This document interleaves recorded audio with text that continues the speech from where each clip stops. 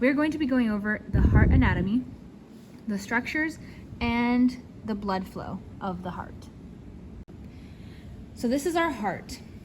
When we're looking at it anteriorly, this is our right side, this is our left side, this is inferior, and this is superior. Anterior and posterior will be on the back side. The heart sits in the thorax in this space called the mediastinum. The mediastinum is the space where the heart sits in the thorax. Then surrounding the heart, we have a fibrous sac that surrounds the heart that is called pericardium. So, a couple of main structures to look at. We have 2 atria and 2 ventricles. We will be going into more detail of this. First thing, on each atrium, we have an auricle. An auricle is an expandable portion of each atrium. It's almost like a little pouch. It's a small pouch that sits right here. It allows the atrium to fill up with blood. We also have sulci on the heart. There are 3 sulci. So we will start with the coronary sulcus. It's going to go all the way around the heart.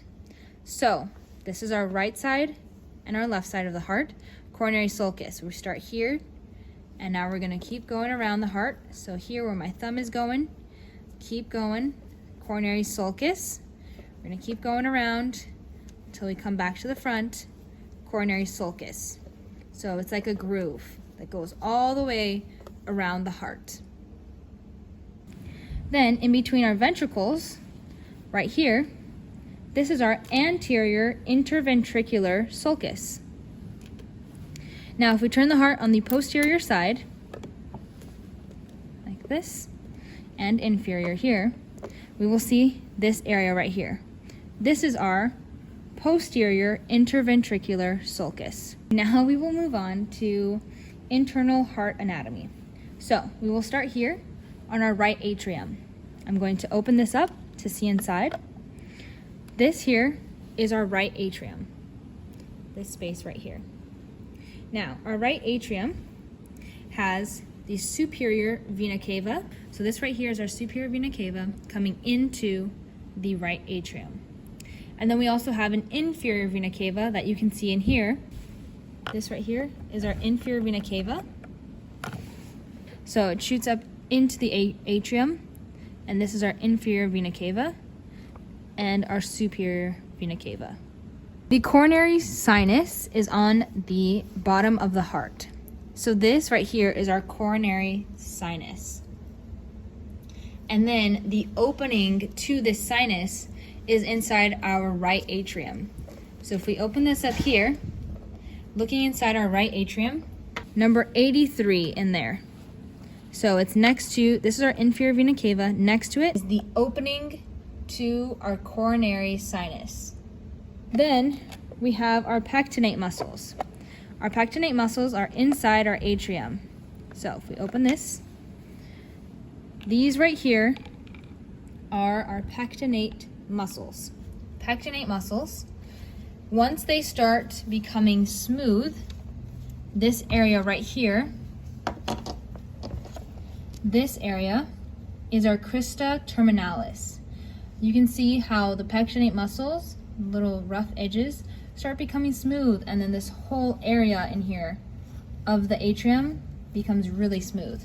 So where the pectinate muscles start becoming smooth, that is the crista terminalis. Next we have our interatrial septum. It connects our atriums inside. So if we look in here, number 81, the far back, that is our interatrial septum of our right atrium. So that concludes our right atrium, and now we will move on to our right ventricle. So this here is our right ventricle. Now, our right ventricle, to begin with, we have a tricuspid valve. So this right here, in between the atrium and the ventricle, there's a valve that opens and closes. This is called our tricuspid valve. Another name for tricuspid valve is the right atrioventricular valve, or right AV valve. It has these tendons right here hanging off, and they are called chordae tendineae. So the chordae tendineae come off of the tricuspid valve here. And these tendons attach to papillary muscles. So right here, number 68, this is a papillary muscle that these tendons would attach to. Also here on this side of the ventricle, number 69. Number 69 here is also papillary muscles. It'll attach in there to those tendons. Then we have trabeculae carneae. That is going to be number 64 right here. So these are all our trabeculae carneae. And then we have a moderator band. The moderator band is number 108 right here. The moderator band. We have this area right here. This area, number 65, this is our conus arteriosus. It's basically, imagine like a funnel right here. So the head of the funnel is this conus arteriosus, and then the end of the funnel is where we would get to our pulmonary semilunar valve. This valve is called our pulmonary semilunar valve. It's going to lead to our next structure, which is our pulmonary trunk.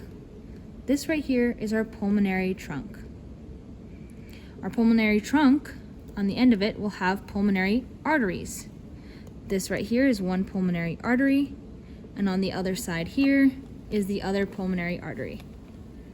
This right here is the right pulmonary artery, and that other one is the left. So in between our atria and our ventricles, we have this wall right here and on this side.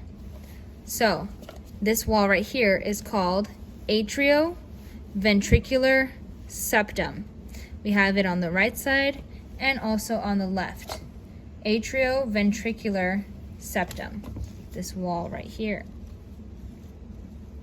Now we have in between the ventricles, if we open both ventricles, this was our right ventricle, this is our left. We have in between them right here, separating them. This is our interventricular septum, separates both ventricles. So we're going to do the blood flow of the parts of the heart that we have gone through. So the deoxygenated blood will come into our heart through the superior vena cava and the inferior vena cava. Both the vena cavas will bring blood into the right atrium. So the blood will flow into this right atrium, and then it will go through our tricuspid valve.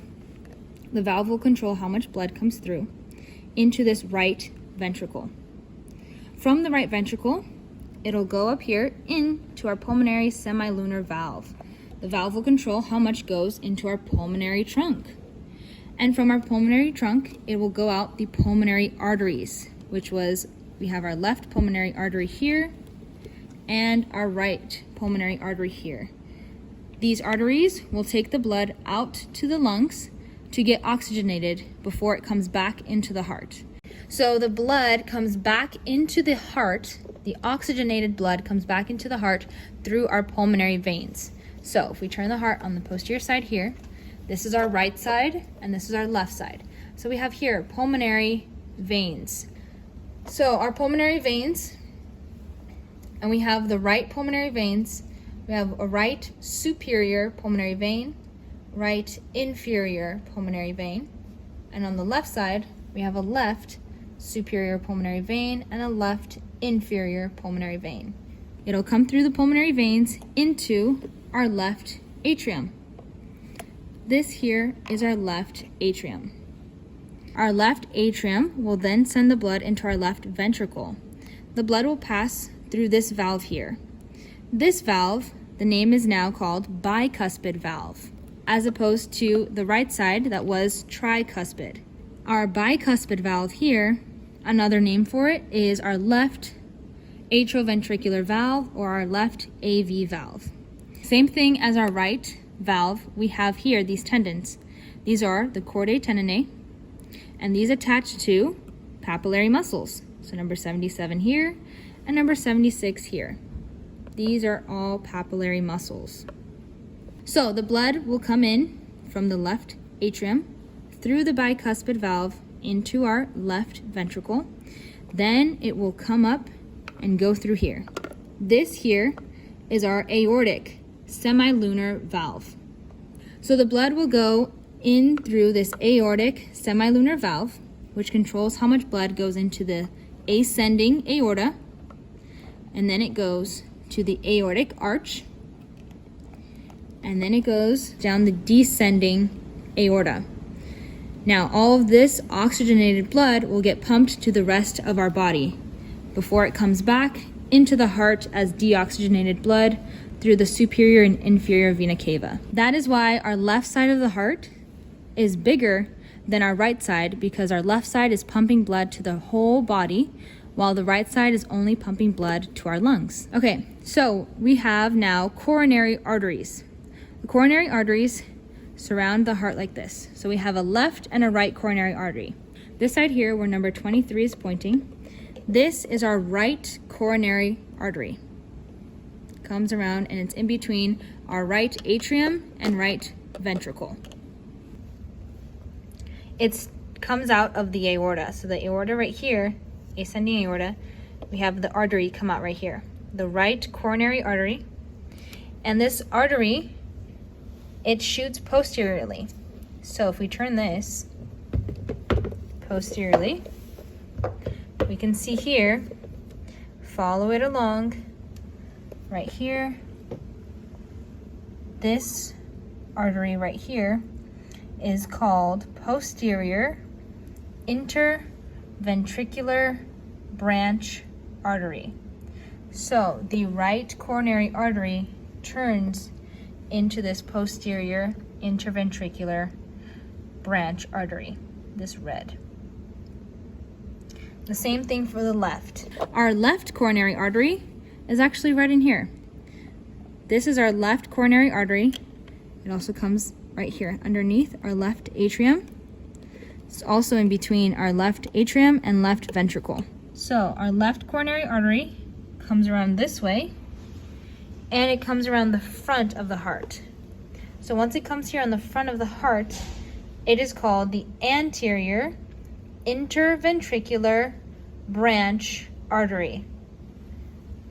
We have right here, this is our ligamentum arteriosum.